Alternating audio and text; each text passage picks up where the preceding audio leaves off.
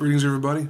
Welcome to the April 20th, 2016 edition of the Midweek Update here on Rasslin with Redbeard. That's right, you heard it here first. It's Rob Van Dam Day.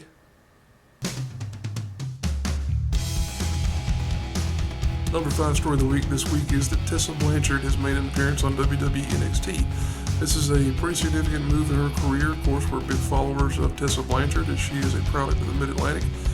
It's hard to think of too many people who have more of a progeny or a legacy to live up to in terms of the lineage that she has. She, of course, is the biological daughter of Tully Blanchard, original Four Horsemen member, and the stepdaughter of Magnum TA. So yeah, has a lot to live up to there. Short of maybe the Rotunda children, it's about it's the most significant lineage I can think of in terms of someone having to live up to expectations. But at any rate, she definitely seems to be on her way. She has made appearances for a number of top promotions in terms of women's wrestling around the United States and across Europe, but also in the various Asian countries over there with Japan and whatnot, being a big fan of hers, China as well. She is definitely moving on and moving upwards. Great to see her on the program like that. She did compete against Alexa Bliss. Didn't win, unfortunately, but she was part of the WrestleMania 32 taping there that they had in Texas as part of the festivities there. And just can't speak highly enough of her attitude, of the fact that she is a delightful individual that we've had a chance to interact with on a couple of different occasions, because she was a winner of the 2015 women's category of the Carolinas Professional Wrestling Awards. So we had a chance to get to speak to her a little bit there and some other occasions as well. So really do hope that this is just the start of her being affiliated with the WWE, because it's definitely something that would be a great thing for them to begin to take advantage of her talents, because she's one more piece of the Four Horsemen lore. They've already got Charlotte. Why not bring in a Blanchard? Makes sense to me. Number 4 story of the week is Connor and Adam Rose have been suspended for 60 days for wellness policy violations. This is a pretty significant thing, because in the world of WWE, as it relates to wellness policy violations, they're sitting on 2 strikes.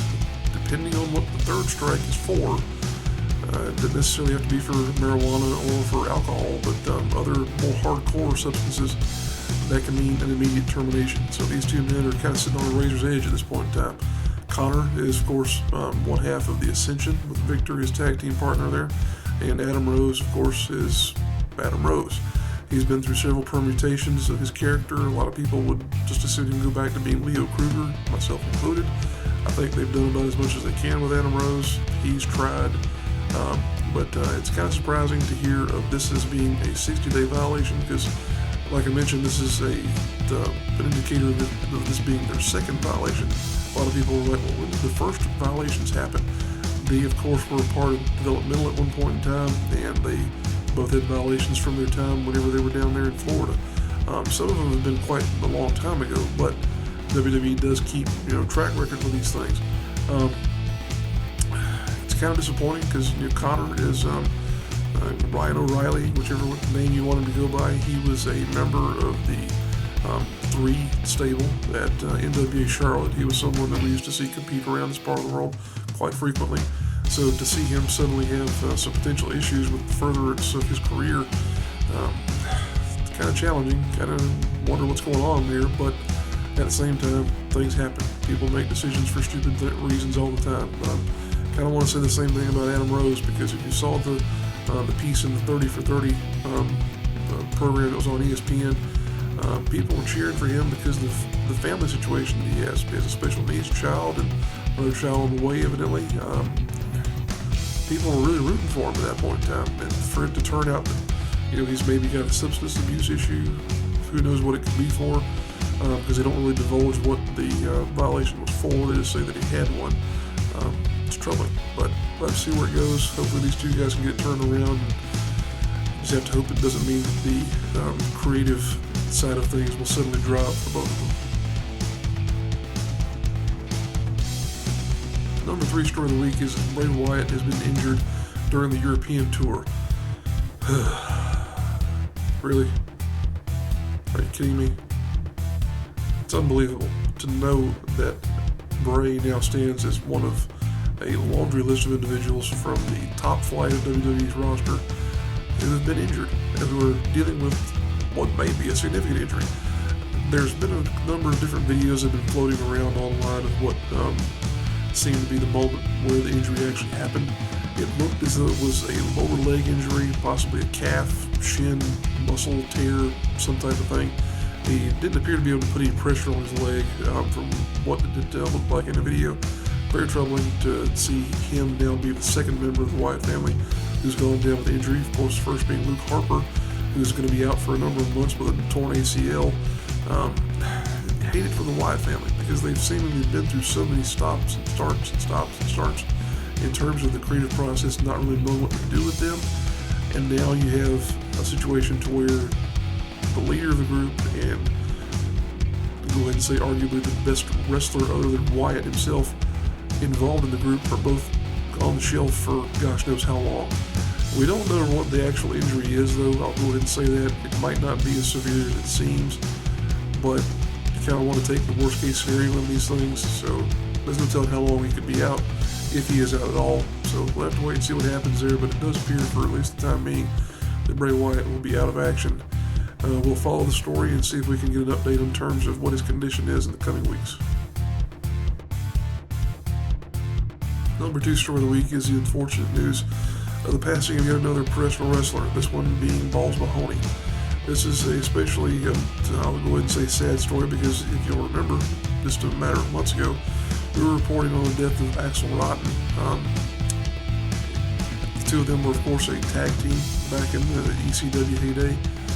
We had the opportunity to see them compete at a event here a long time ago, back at the Wizard Coliseum in Rock Hill, South Carolina.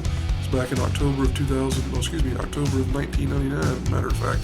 And that's what the image of this story, that's a picture I took at that particular show of Balls Mahoney while he was in competition at that show.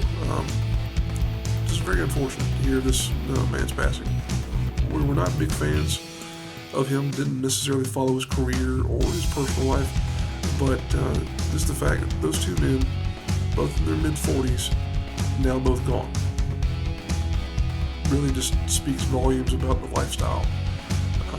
It's unfortunate, but it's a reflection of the type of competition that they were involved with commonly, with the lifestyle that they no doubt lived.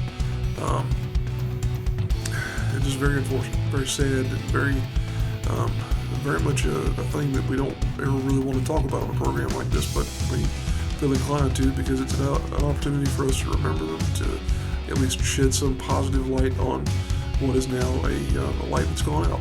So definitely send our thoughts and prayers out to Ball's family and friends and loved ones. And of course, the number 1 story of the week is a story that seemingly everyone in the industry is weighed in on in some way, shape, or form, that being the current state of TNA Wrestling. Okay, a lot to go through here. Evidently, the company has now been moved out of what was their offices in Nashville, Tennessee. They're pretty well holed up in a warehouse that was more or less where ShopTNA.com was being run out of. From that point in time, they have essentially been financed by a company called Aerolux Marketing, which is in some way, shape, or form associated with the Bruise Brothers, Ron and Don Harris. You remember those two guys? I didn't really remember them that much either, but yeah, they were part of WCW, TNA, and also WWE for a little bit of time there. They've been providing money for TNA's production here the past couple of months. They evidently did finance the last set of TV tapings. They apparently will also be financing the set of TV tapings that will be done this week. Beyond that, it's not really known what's going to happen with TNA.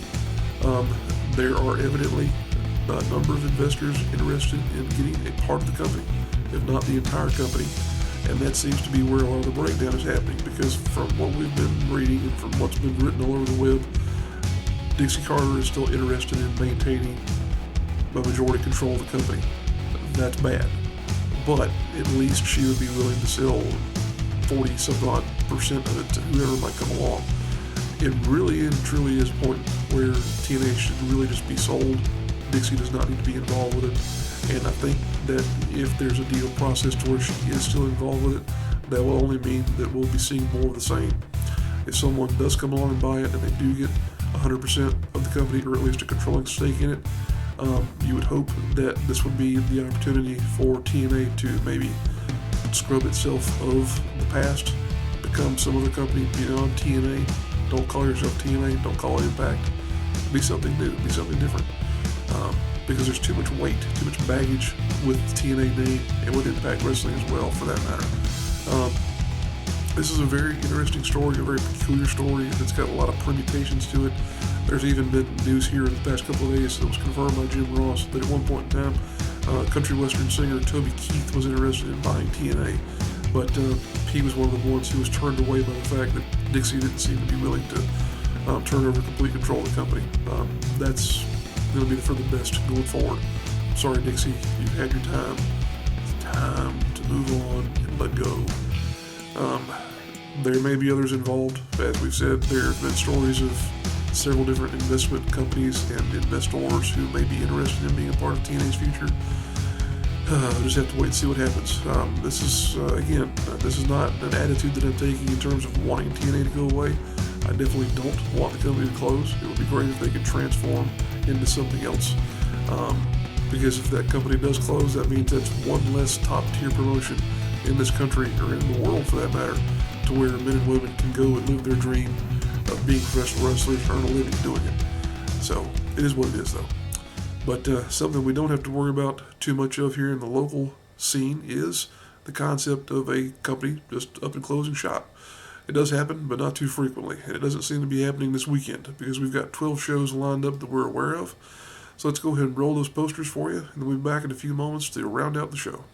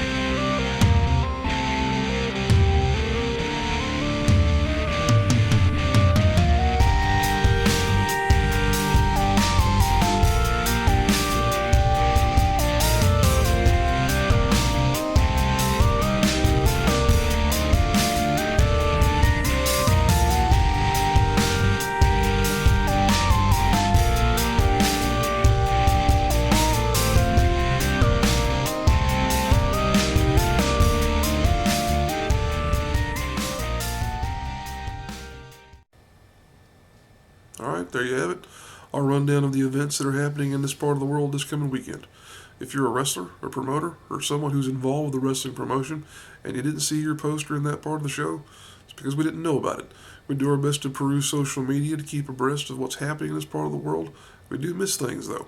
That said, if you would like your information posted here on the YouTube channel or also on the Facebook page, go ahead and drop us a line. We've got a number of ways you can get in contact with us via YouTube here on the channel, via Facebook, via Twitter. My email address is floating around out there as well.